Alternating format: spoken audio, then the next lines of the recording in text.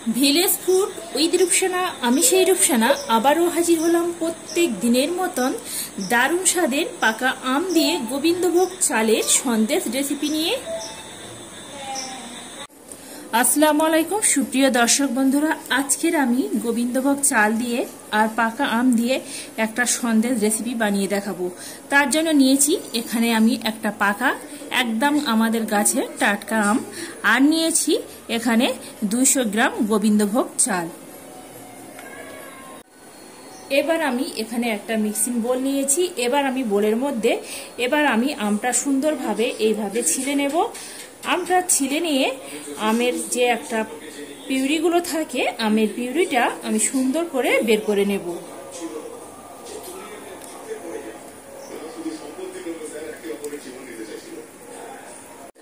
আমটা আমি এখানে সুন্দরভাবে ছিলে নিয়েছি, আর এখানে একটা গ্রেটার মেশিন নিয়েছি। গ্রেটার মেশিনটা দিয়ে এইভাবে সুন্দর করে আমের পিউরিটা সুন্দর করে বের করে নিতে হবে।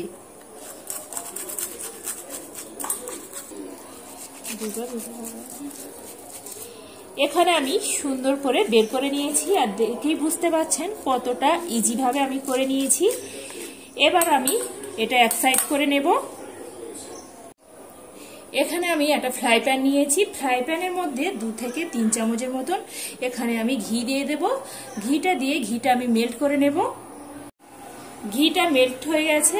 এবার যে আমি গোবিন্দভোগ চালটা রেখেছিলাম, এবার আমি গোবিন্দভোগ চালটা ঘিয়ের মধ্যে দিয়ে সুন্দর করে একটু মুচমুচো করে ভেজে নিতে হবে।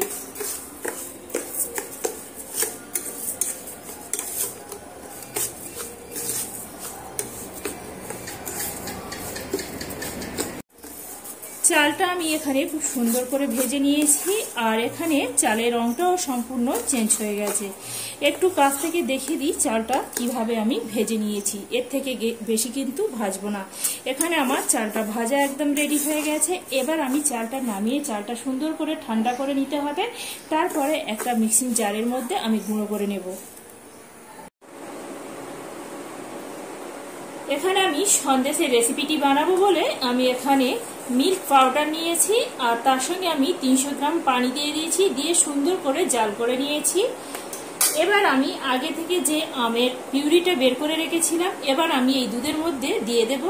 দুধের মধ্যে দিয়ে আবারও দুধ আর এই আমের পিউরিটা সুন্দর করে ফুটিয়ে নেব।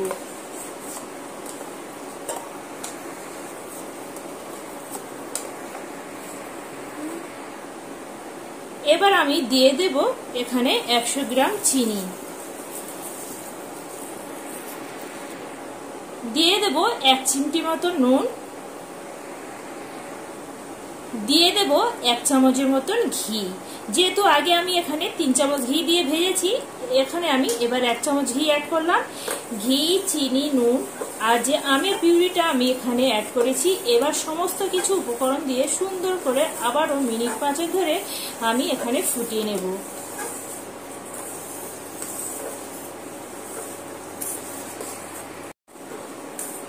দুধ সুন্দরভাবে ফুটিয়ে নিয়েছি। দুধ থেকে একটা সুন্দর সুঘ্রাণ বের হচ্ছে। এবার আগে থেকে যে গোবিন্দভোগ চালগুলো আমি ভেজে একটা মিক্সিং জারের মধ্যে গুঁড়ো করে নিয়েছিলাম, এবার আমি এখানে অল্প অল্প করে দেব, আর এইভাবে নাড়তে থাকবো।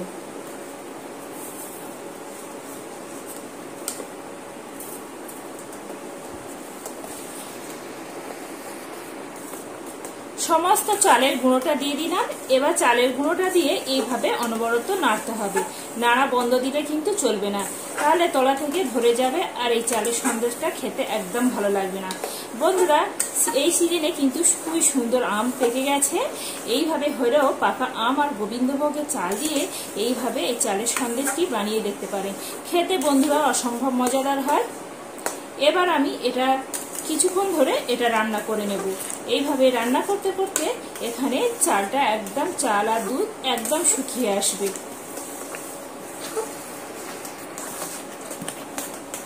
দেখতে পাচ্ছেন বন্ধুরা, নাড়তে নাড়তে আগেকার থেকে অনেক ঘন হয়ে গেছে, আর এইভাবে অনবরত নাড়তে হবে। আর বন্ধুরা, একটা কথা বলে দিই, যখন এই সন্দেশটা করবেন এইভাবে কিন্তু খুবই সাবধানে কাজটা করতে হবে। এই সময় ঠিকরে গায়ে আসার সম্ভাবনা থাকে, সেই জন্য বলছি একটু সাবধানে করবেন। এইভাবে অনবরত আমি নেড়ে চেড়ে একদম শুকনো করে নেব।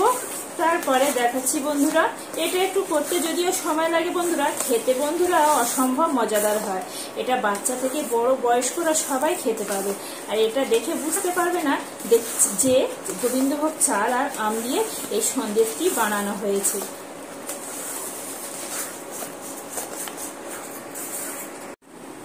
দেখতে পাচ্ছেন বন্ধুরা, নাড়তে নাড়তে যখন আমার এইভাবে কড়ার গা থেকে সম্পূর্ণ ছেড়ে আসবে, তখন আমাদের বুঝে নিতে হবে আমাদের এই চালের সন্দেশটা কিন্তু একদম রেডি হয়ে গেছে।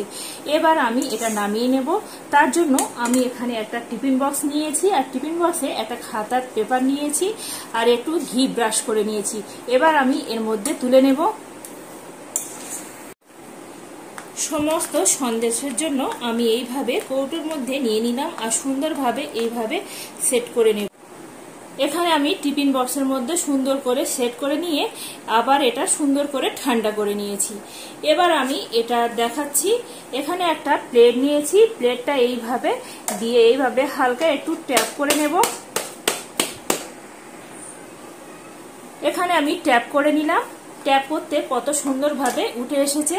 আর যে আমি কাগজটা দিয়েছিলাম, খাতার কাগজটা একটু ঘি ব্রাশ করে নিয়েছিলাম, এইভাবে এই তুলে নেব। আর দেখতে বন্ধুরা কতটাই লোভনীয় হয়েছে, দেখেই বুঝতে পারছেন।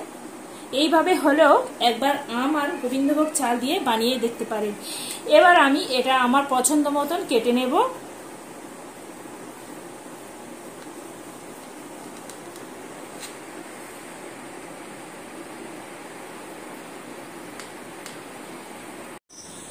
আমি এখানে আমার পছন্দ অনুযায়ী শেপ দিয়েছি, আপনারা যেমন ইচ্ছা ঠিক সেইভাবে এই সন্দেশের শেপটা দিতে পারেন।